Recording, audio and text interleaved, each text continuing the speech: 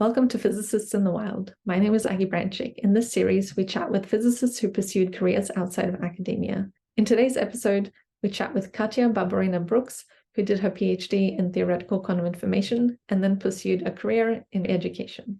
So I'm working full-time as a teacher in Australia, so I'm living in Adelaide now, and it's been a huge adjustment because I was working in the UK just before that as a teacher as well.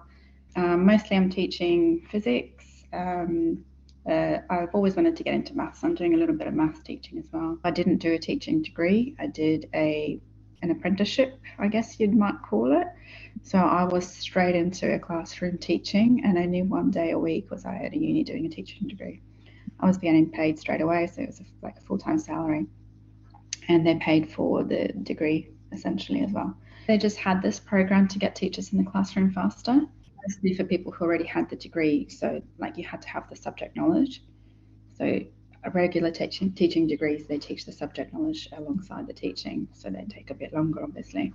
What would you say are your most favorite and least favorite parts of your job? The kids?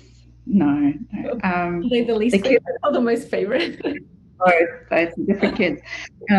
No, so I think the best part is when you're in the room with the kids. That's when all the best things happen. And then the worst parts are usually all the other things outside the classroom where you're keeping up with just administrative tasks, chasing up, like following all the procedures and everything. I'm very good at following procedures. I would say that is not my strength, following procedures. Yeah, I think the other thing that really works for me with teaching, it's the milestones, like having a really tight deadlines, like multiple deadlines a day, having 150 customers in one day. It just keeps you on track, and I need to be kept on track. My day starts a bit earlier than what some kids think. You have to be there early just in case you need to be on relief or you need to get anything ready that you didn't the night before, but you planned for that hopefully the evening before that. So a lot of kids don't realise that we work several hours each night. But most of the day you're teaching. Sometimes you get free periods. Those are not really free. You end up having to chase someone, so you're collaborating in all of those times. Maybe you're grabbing your snack, the students come to see you, or you're marking work. At lunch, I just hide in my office sometimes because I'm a bit overwhelmed by lots of people, lots of talking. Then the school day ends, you are chasing up anything to do with the kids. You usually have extracurricular stuff, so you've got sort of compulsory several hours and whatever you need to do. Like on a full day, you don't have time to go to the toilet. But it's usually a good day. I end up doing lots of practical work to break up my day. You try and experiment a little bit. So lots of variety in the day if you want to have the variety. What about work-life balance? I think when you start to realize that your family is being impacted by you being a workaholic or you not having that sort of work-life balance, and you take stock of things, you get that chance to reassess and you prioritize your family a bit more. And I guess the way that I've been doing that more, because I got a bit more confident in my career, was that I know when enough is enough. And many someone's tried to tell me that good enough is good enough. You know, like what you need to work on, you know when you need to stop. I think you learn what's important and what's not. I think that's been the big thing. Do you feel that any of your training from your PhD helped you prepare yourself? I think it's been I think the one thing I really got out of it was being exposed to lots of different conferences, lots of different people. Even if you're all talking about the same boring physics, you still got so many different viewpoints about the same thing. It's very, very specific. And the arguments that happen, I just used to love that it wasn't like an emotional argument. So like that respectful, like appreciating different views. I think that's the main thing, that I was just terrible with people before that. So your PhD taught you social skills? I guess, my social skills changed. Mm-hmm. I think I was not very tolerant of people before that either. I was very impatient. I was only sort of wanting to socialize with very few, very same sort of people. So that sort of stuff, I think they're being more accepting and more tolerant of people. And now that I'm at a school, sometimes kids will ask me, oh, you must really hate that person, or am I your favorite? And I think I genuinely answer that I don't dislike anyone, which for me is a really, I think I've come very far to really mean that. because they're all just someone's child who's maybe just having a bad day, or like, I don't know. I think that for me it's been a big change anyway. Would you say there are any other transferable non-physics skills that you learned in your PhD that are applicable in your job now? I think this sort of systematic thinking, when you approach a problem, researching things for yourself, I think that's the main thing. Just communicating with different people, that sort of thing, yeah, collaboration, research, all that sort of stuff. I didn't have those skills. I got them in the PhD, I'd say, yeah. Did you feel like you had enough support during the PhD? I think I wasn't very good at asking for support, and I think that was the biggest lesson: communicating, asking for support, being clear when I'm struggling or when I think something needed to change. So I think I'm much better at that now. I think people knew it was hard. They didn't know how to help me. And right after I left, that's when they introduced the coursework. So that would have absolutely helped me succeed. Without the coursework, I don't think I should have started anything, because I just felt like people were teaching me and they didn't have the time for it. So it was just lots of guilt sort of coming my way that from me. And I just felt too guilty. I had a major case of imposter syndrome for the whole time. It was definitely a syndrome of me feeling uncomfortable and wanting support. It was a syndrome of something. Like, whenever you feel uncomfortable, it means something. It was just internalizing everything that wasn't my fault. It's not my fault if I didn't have the background knowledge for it. I didn't lie about anything, but I wasn't able to get out of it. But as soon as I got out of it, like, all my mental health problems just disappeared.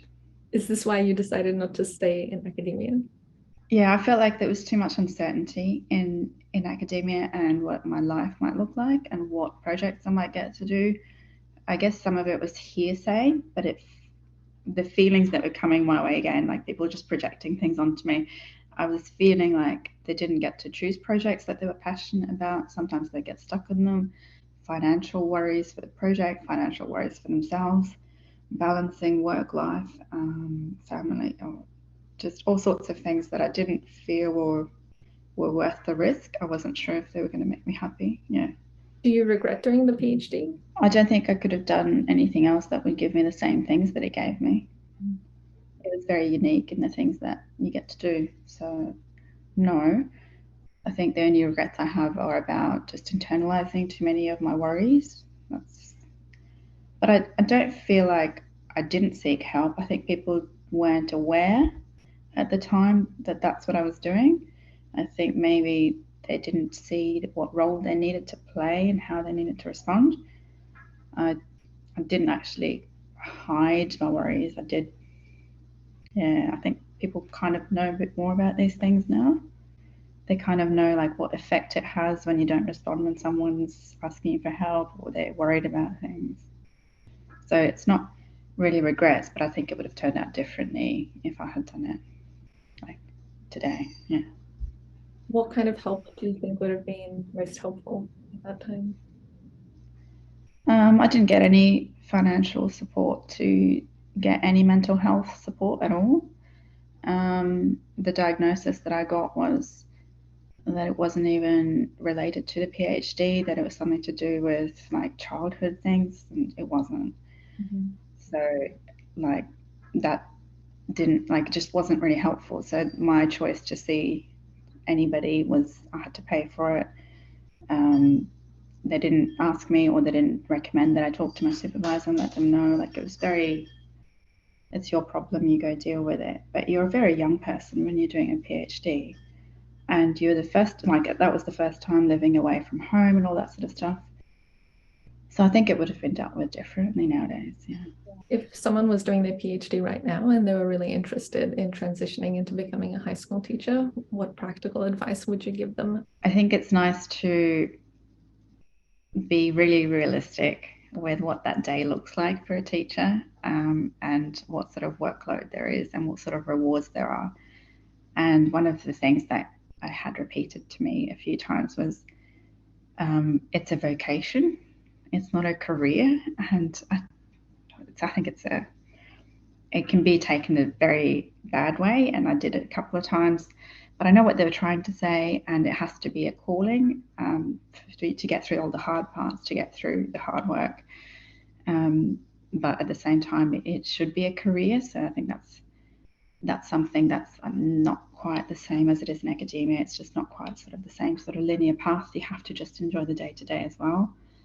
And I think that's why not many people do go that way. So I think it's happening a bit more now.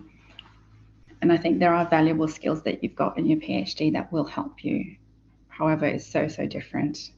I think the best thing is that you've got that wider experience. I think kids do gravitate towards people that have sort of interesting stories and they've got that sort of experience. So I think it's going to be very valuable to have different kinds of people as teachers. It's boring if all your teachers, they just did a teaching degree. I think they find it fascinating when people have different stories. And it's fun to work with those people for me as well. If you were doing your PhD right now and you weren't sure what to do after, I guess don't be afraid not to use your PhD straight away. You're not going to forget it, just like you don't forget the other stuff that you've done. I would say don't feel like you have to follow a particular path. You can always take a meandering approach. You can try something, get another. You can get a teaching degree if you want to, or you can just go into practice. There's different pathways, and I think it's nice to have that. And even if you don't end up sticking with teaching, I think teaching gives you so many other skills that you just don't get anywhere else. So you get all the project management elements in it. It's got a lot of psychology in it that don't call psychology. You learn how to read people, you learn how you affect other people. You're very wary and you're very aware of how people think and how people work. And I think it can help in a lot of other places as well. I think a lot of people have the knack for it. It's nice to try different things. So if you think it might be for you, I think it's something to try. And I think a lot of people would have already done a bit of tutoring. So you already know if you have an inclination for that. Well, thank you, Katya, very much. This was a really interesting interview. It was really great to see you again and hear about your career trajectory. So it was so nice catching up with you. I hope it's been useful for anyone watching. So the capybara is my favorite because I used to have guinea pigs when I was doing my PhD. And so I have a big affinity towards that sort of rodent family. And I used to volunteer at the sanctuary.